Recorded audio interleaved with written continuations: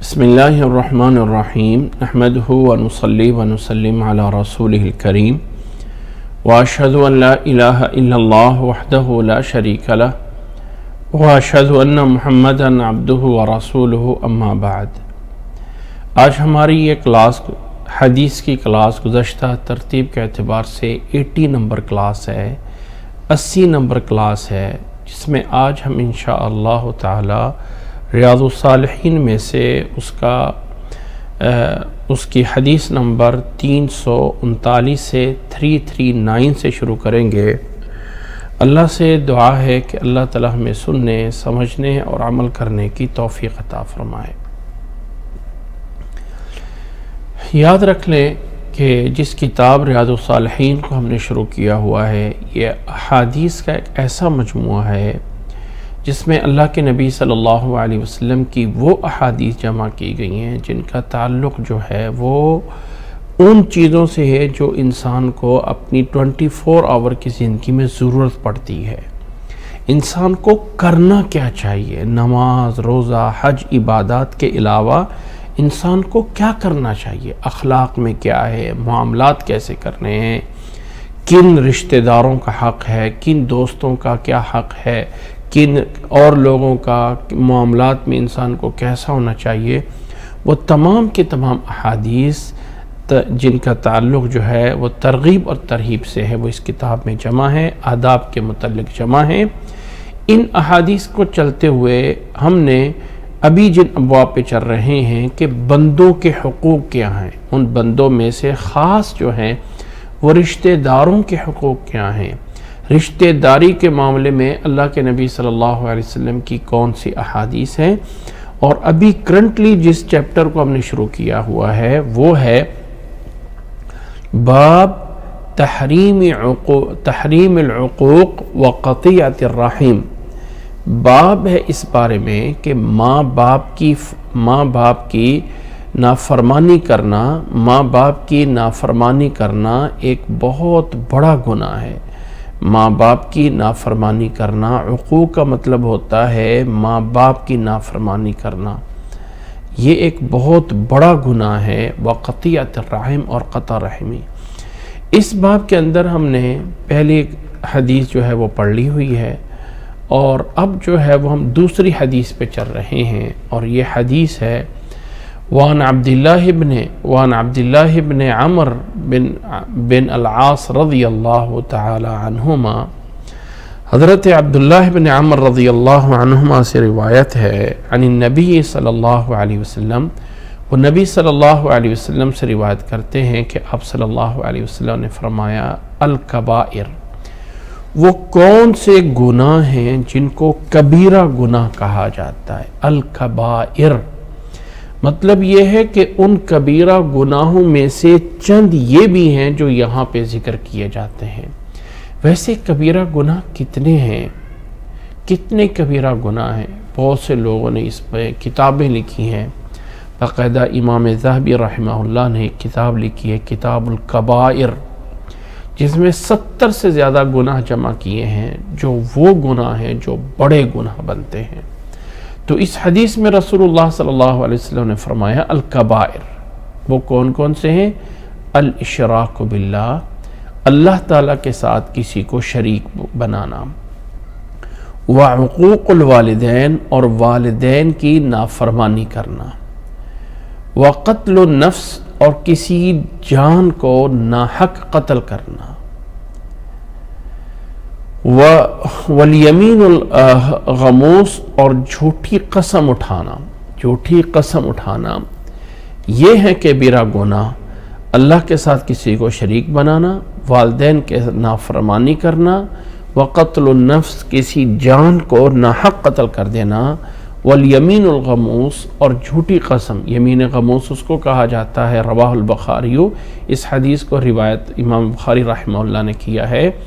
الیمین الغموس، یمین غموس کیا ہے؟ التی یحلفها کاذبا عامدا، ایک ایسی قسم جس کو انسان جان بوجھ کے، جانتے ہوئے جھوٹ بول رہا ہے، اس کو جو ہے وہ یمین غموس سمیت غموسن، اس کو غموس اس لیے کہا جاتا ہے لِأَنَّهَا تَغْمِسُ الْحَالِفَ فِي الْإِثْمِ۔ غمسہ کا عربی میں معنی ہوتا ہے کسی چیز میں ڈوب جانا، کیونکہ یہ اپنے قسم اٹھانے والے کو گناہ میں ڈبو رہی ہوتی ہے، اس لیے اس پہ بولا جاتا ہے الیمین الغموس۔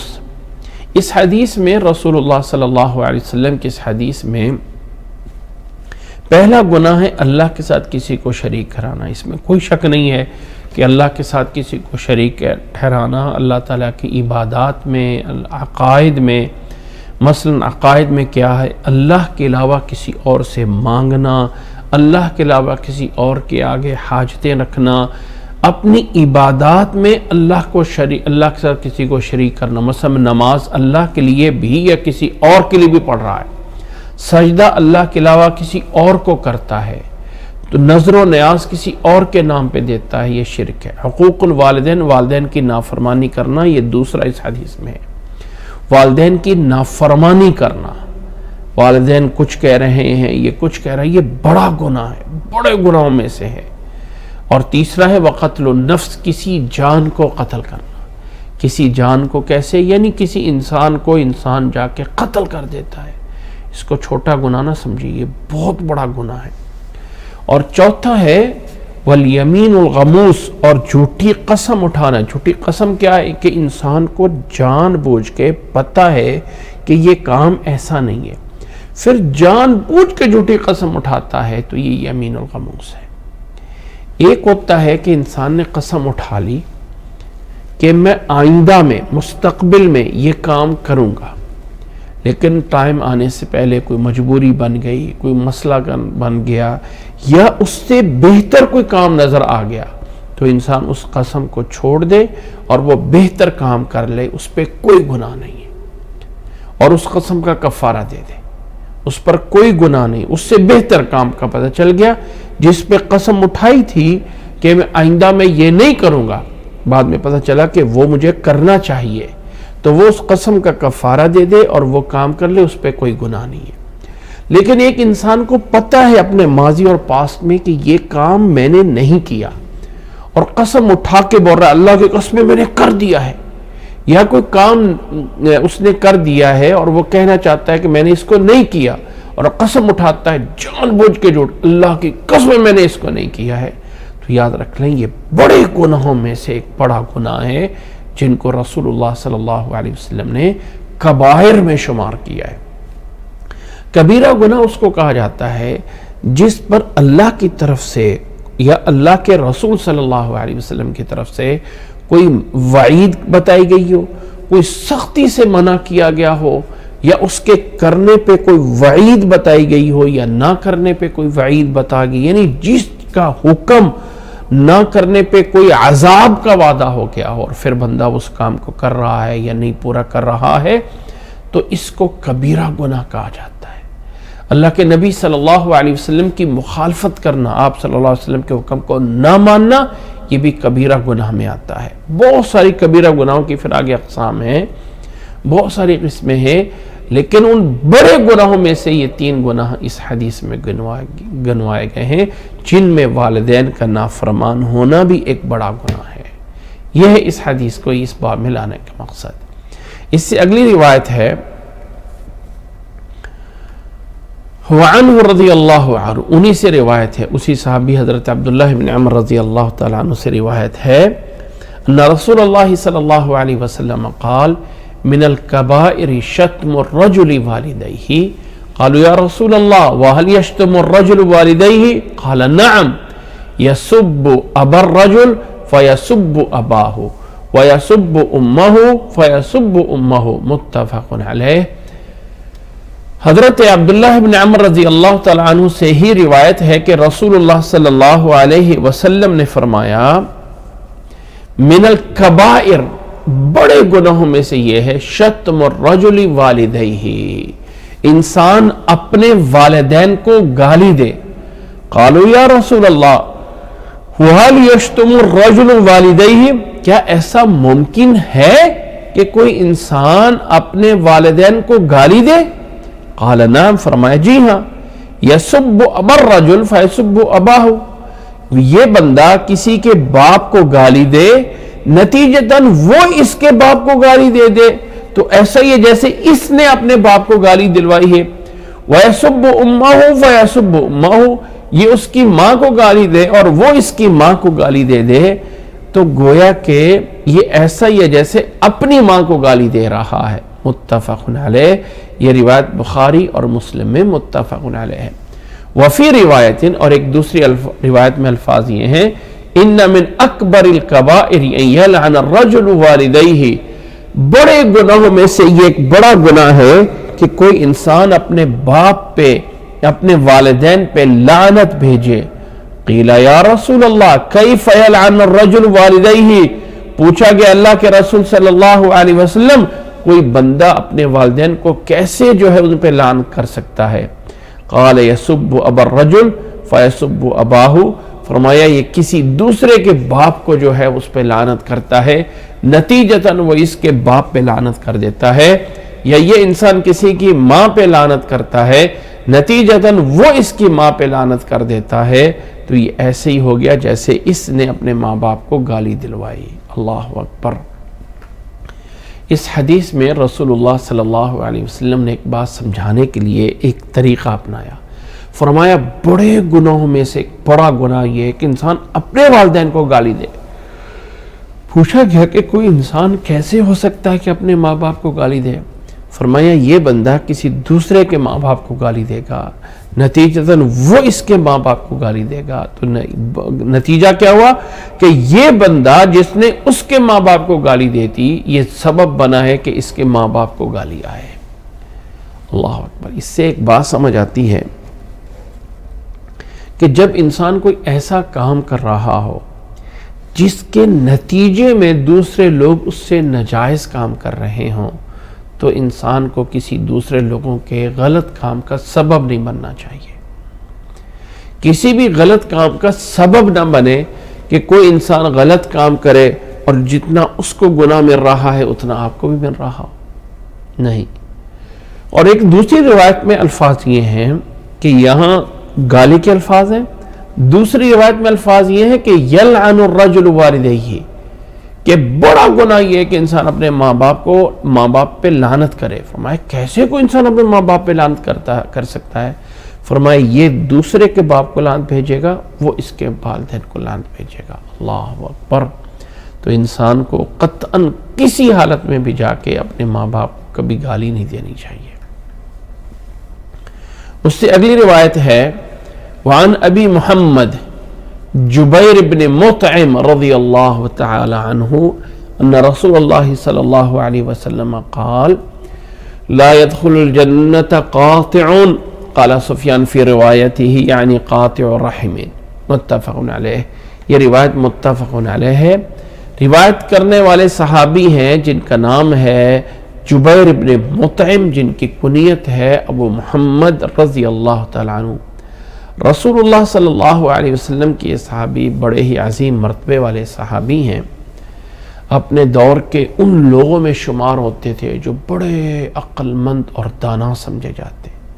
ان لوگوں میں جبیر بن مطعم بن عدی کا شمار ہوتا تھا اور ان کے بیٹے جبیر رضی اللہ تعالیٰ عنہ۔ اللہ کے نبی صلی اللہ علیہ وسلم اللہ کے نبی صلی اللہ علیہ وسلم جب طائف کے لیے گئے تھے تو واپسی جب مکہ مکرمہ میں آپ صلی اللہ علیہ وسلم تشریف لائے تھے تو اس وقت آپ صلی اللہ علیہ وسلم کو مطعم بن عدی نے پناہ دی تھی۔ مطعم بن عدی نے آپ صلی اللہ علیہ وسلم کو وفات دی تھی، اور اللہ کے نبی صلی اللہ علیہ وسلم یہ جو جبیر بن عدی ہے یہ بدر سے کچھ دیر پہلے فوت ہو گیا تھا، بدر کے پہلے کچھ دیر پہلے فوت ہو گیا تھا۔ اللہ کے نبی صلی اللہ علیہ وسلم اس کا یہ احسان کبھی نہیں بھولتے تھے۔ پھر اللہ کے نبی صلی اللہ علیہ وسلم پہ اس کا بیٹا جبیر بن مطعم جو اس حدیث کا راوی ہے، جس کی کنیت ابو محمد ہے، یہ حدیبیہ کے بعد مسلمان ہو گئے تھے، حدیبیہ کے بعد مسلمان ہو گئے تھے۔ اور اللہ کے نبی صلی اللہ علیہ وسلم جب جنگ بدر میں تھے جنگ بدر میں تھے اللہ کے نبی صلی اللہ علیہ وسلم، تو جنگ بدر کے بعد کچھ لوگ قید ہو کے آئے تھے۔ اللہ کے نبی صلی اللہ علیہ وسلم کے بعد جب قیدی آئے اور ان قیدیوں کے اندر جو ہے یعنی جبیر بھی، مطعم، اس وقت جو ہے وہ قیدی بن کے آئے تھے۔ بہرحال جو میں بات بتانا چاہتا ہوں کہ ایک قیدی آئے تھے جو کہ مطعم بن عدی سے ہے۔ اللہ کے نبی صلی اللہ علیہ وسلم نے فرمایا کہ آج اگر تیرے بارے میں مطعم بن عدی ہوتا اور وہ آ کے سفارش کر دیتا تو میں سارے قیدیوں کو چھوڑ دیتا۔ ان کے بیٹے جبیر ابن مطعم بڑے عقل مند ہیں، اللہ کے نبی صلی اللہ علیہ وسلم پہ بہرحال حدیبیہ کے بعد مسلمان ہو گئے تھے۔ یہ روایت کرتے ہیں کہ آپ صلی اللہ علیہ وسلم نے فرمایا ان رسول اللہ صلی اللہ علیہ وسلم قال لا يدخل الجنت قاطع، جنت میں قطع رحمی کرنے والا کبھی داخل نہیں ہوگا۔ جنت میں قطع رحمی کرنے والا کبھی داخل نہیں ہوگا۔ قال سفیان، اس حدیث کے ایک راوی سفیان ہیں، اپنی روایت میں فرماتے ہیں قاطع کا معنی یہ ہے قاطع الرحمین، یعنی قطع رحمی کرنے والا، رشتہ داروں کے درمیان میں توڑنے والا۔ اللہ اکبر، اللہ اکبر۔ اس کے بعد اگلی روایت ہے اور وہ ہے وعن ابی عیسیٰ المغیرہ بن شعبہ رضی اللہ تعالیٰ عنہ، ان سے پہلے بھی روایت گزری ہیں۔ وہ اس حدیث کو روایت کرتے ہیں مغیرہ بن شعبہ رضی اللہ تعالیٰ عنہ کہ رسول اللہ صلی اللہ علیہ وسلم نے فرمایا عن النبی صلی اللہ علیہ وسلم انہ قال ان اللہ تعالی حرم علیکم عقوق الامہات ومنعا وہاتی ووعد البنات وکرہ لکم قیل وقال وکثرت السؤال واضاعت المال، متفق علیہ۔ حضرت مغیرہ بن شعبہ رضی اللہ تعالیٰ عنہ نبی صلی اللہ علیہ وسلم سے روایت کرتے ہیں کہ آپ صلی اللہ علیہ وسلم نے فرمایا ان اللہ تعالی، بے شک اللہ تعالیٰ نے حرم علیکم، حرام قرار دیا ہے تمہارے اوپر، عقوق الامہات، عقوق الامہات، ماؤں کی نافرمانی کرنا، ماں کی نافرمانی کرنا اللہ تعالیٰ نے تمہارے اوپر حرام قرار دیا ہے۔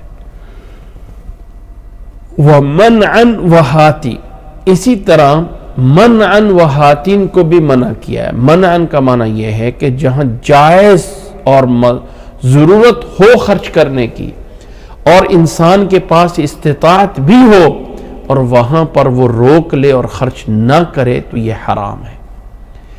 اسی طرح ایک انسان کے پاس جو ہے وہ اس کی یعنی انسان جو ہے فضول خرچی کر رہا ہے، انسان جو ہے وہ ایک ہے کہ ضرورت کے موقع پہ بالکل نہ خرچ کرے، اور ایک انسان جو ہے وہ فضول خرچی میں لگ جائے، فضول خرچی میں جو ہے وہ دینے لگ جائے، تو دونوں پہ یہ بھی حرام ہے اور وہ بھی حرام ہے۔ وَوَعْدِ الْبَنَاتِ، اور بیٹیوں کو زندہ درگور کرنا۔ وَكَرِهَ لَكُمْ قِيلَ وَقَالَ، اور اسی طرح اللہ تعالیٰ نے تمہارے لیے ناپسند کیا ہے قیل وقال، کثرت سوال کرنا، کثرت سوال کرنا۔ قیل وقال، قیل وقال کا معنی یہ کہنا کہ ادھر کہہ دیا وہ دے دو، ادھر کہہ دیا وہ دے دو، قیل وقال، قیل وقال۔ یا اس کا معنی یہ ہوتا ہے کہ انسان سنی سنائی بات آگے کر دے، قیل وقال، فلانے نے یہ کہا تھا، فلانے نے وہ کہا تھا، فلانے نے یہ کہا تھا، فلانے نے یہ کہا تھا، یہ سب قیل وقال ہے۔ اور کثرت السؤال کیا ہے؟ ان بلا وجہ کے سوال پوچھتے رہنا، یہ بھی بتاؤ، یہ بھی بتاؤ، یہ بھی بتاؤ، یہ بھی بتاؤ، بلا وجہ کے عمل تھوڑا کرنا اور سوالات زیادہ کرتے رہنا، یہ کثرت سوال ہے۔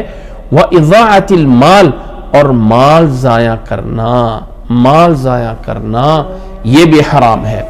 تو اس حدیث میں رسول اللہ صلی اللہ علیہ وسلم نے فرمایا اللہ تعالیٰ نے حرام کیا تمہارے اوپر، ان اللہ تعالی حرم علیکم، اللہ تعالیٰ نے تمہارے اوپر حرام کیا ہے۔ فرما رہے ہیں رسول اللہ صلی اللہ علیہ وسلم، پہلی چیز ماں کی نافرمانی، اس میں کوئی شک نہیں کہ نہ نافرمانی جائز ہے باپ کی اور نہ نافرمانی جائز ہے ماں کی، لیکن ماں کی اطاعت جو ہے وہ مقدم ہے۔ فرمایا کہ عقوق الامہات تمہارے اوپر حرام ہے۔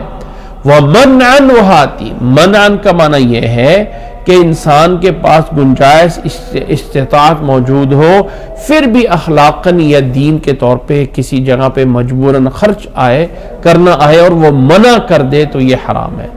وہاتی کا معنی یہ بھی کیا گیا ہے کہ بغیر ضرورت کے سوال کرتے رہنا، وہاتی وہاتی وہاتی، اگرچہ اس کا معنی کنجوسی کرنا یعنی پیچھے کے لحاظ سے، یا اس کا ہاتھی کا معنی یہ بھی کیا گیا ہے کہ مجھے دو مجھے دو مجھے دو، دوسروں کو دو یا نہ مجھے ملو، چھیننا اور لے لینا، یہ اللہ تعالیٰ نے حرام کیا ہے۔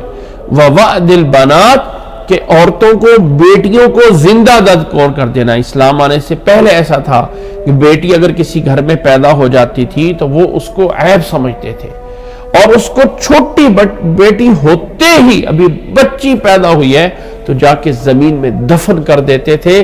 اللہ تعالیٰ نے اس کو حرام قرار دیا، حرام ہے تمہارے اوپر بیٹیوں کو زندہ درگور کرنا۔ وَكَرِهَ لَكُمْ قِيلَ وَقَالَ، قِيلَ وَقَالَ اصل میں کیا ہے؟ یہ فلانے نے کہا، فلانے نے کہا، فلانے نے کہا، فلانے نے کہا، قیل قیل قیل قال قال، فلانے نے کہا، فلانے نے کہا، فلانے نے فلان کی طرف سے کہا گیا، فلانے کی طرف سے کہا گیا، یہ جو سنی سنائی باتیں آگے کر لینا ہوتا ہے اللہ تعالیٰ نے منع فرمایا، حرام کیا تمہارے لیے۔ اسی طرح کثرت سوال، مانگتے ہی رہنا مانگتے ہی رہنا مانگتے ہی رہنا، یہ اللہ تعالیٰ نے حرام قرار دیا ہے اس حدیث میں۔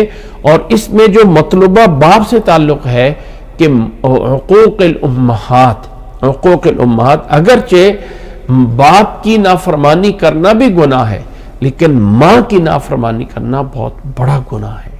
اللہ اکبر۔ یہ روایت متفق علیہ ہے، اور اس میں جو لفظ منع گزرا ہے اس کا معنی ہے منع ما وجب علیہ، جو اس چیز کے اوپر، جو اس بندے کے اوپر چیز کرنا لازم ہو یہ وہ نہ کرے، تو یہ منع ہے۔ اور ہاتھی کا معنی کیا ہے؟ طلب ما لیس لہ، جو اس کا نہیں ہے وہ دوسروں سے مانگ رہا ہے، مجھے یہ بھی دے دو، مجھے یہ بھی دے دو، مجھے یہ بھی دے دو، مجھے یہ بھی دے دو، یہ منع ہے۔ وَوَعْدِ الْبَنَاتِ کا معنی یہ ہے دفنہن فی الحیات، یعنی زندگی میں ان کو دفن کر دینا۔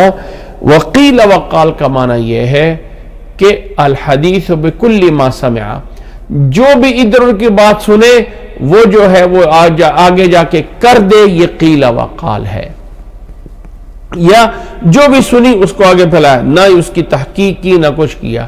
فیقولو، یہ کہتا ہے قیل کذا وقال فلان کذا مما یعلم مما لا یعلم صحتہ ولا یظنها، کہ انسان کہ فلانے نے یہ کہا، فلانے نے یہ کہا تھا، فلان کو میں نے یہ دے، یعنی سنی سنائی باتیں آگے نقل کرتے رہنا۔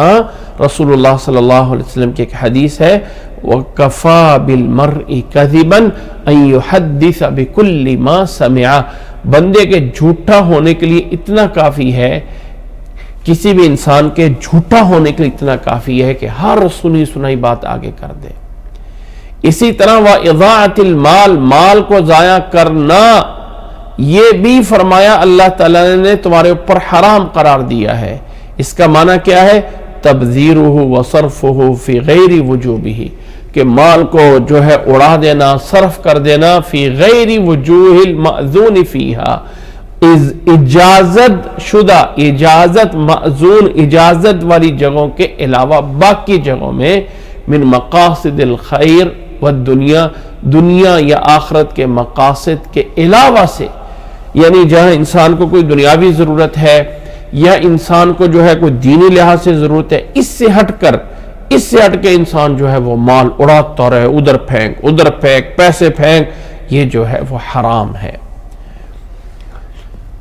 وَتَرْكُ حِفْظِهِ بَإِمْكَانِ الْحِفْظِ، اور مال کو بچانا جو ہے وہ چھوڑ دینا باوجود اس کے کہ اس کو بچا سکتے تھے۔ اسی طرح اللہ تعالیٰ نے حرام کیا ہے وَكَثْرَةِ السُّؤَالِ، بہت زیادہ جو ہے سوالات کرتے رہنا، عمل تھوڑا کرنا اور پوچھتے رہنا۔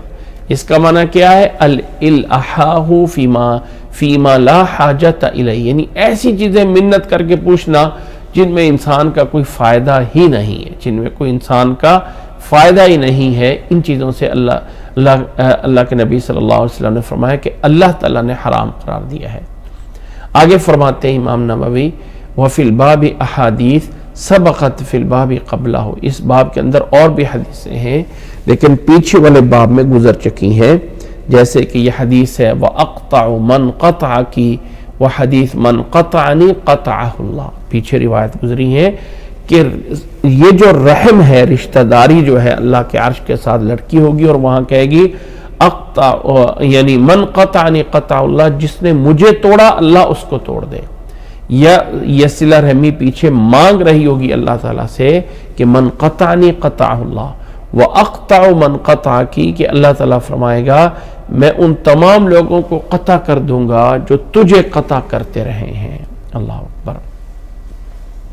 اس طرح کی تمام احادیث پیچھے ابواب میں گزر چکی ہیں، یہاں پر وہ صرف یہ حدیثیں لے کے آئے ہیں کہ اللہ کے نبی صلی اللہ علیہ وسلم نے فرمایا کہ اللہ تعالیٰ نے حرام قرار دیا ہے، اللہ تعالیٰ لعنت بھیجی ہے ان کو جو قطع رحمی کرتے ہیں، جو اس طرح کے باقی اعمال کرتے ہیں ان پر اللہ کی لعنت ہے، اللہ تعالیٰ اس سے جو ہے وہ محفوظ فرمائے۔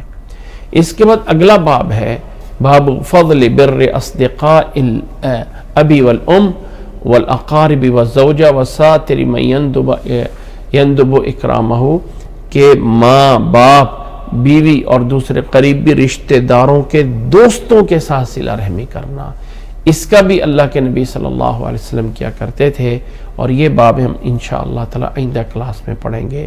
اللہ سے دعا ہے کہ اللہ تعالی ہمیں یہ جو کچھ سنا ہے اس کو صحیح معنی اس پہ عمل کرنے کی توفیق عطا فرمائے، اور اللہ تعالی ہمیں نبی صلی اللہ علیہ وسلم کی احادیث کے ساتھ اس طرح محبت عطا فرمائے جس طرح کے محبت کرنے کا حق ہے۔ جزاکم اللہ احسن الجزاء، اللہ تعالیٰ آپ سب لوگوں کو جزائے خیر عطا فرمائے۔ انشاءاللہ تعالیٰ آئندہ کلاس میں ملاقات ہوگی۔ آج میں اسی پہ اکتفا کرتا ہوں۔ السلام علیکم ورحمۃ اللہ وبرکاتہ۔ اللہ اکبر، اللہ اکبر۔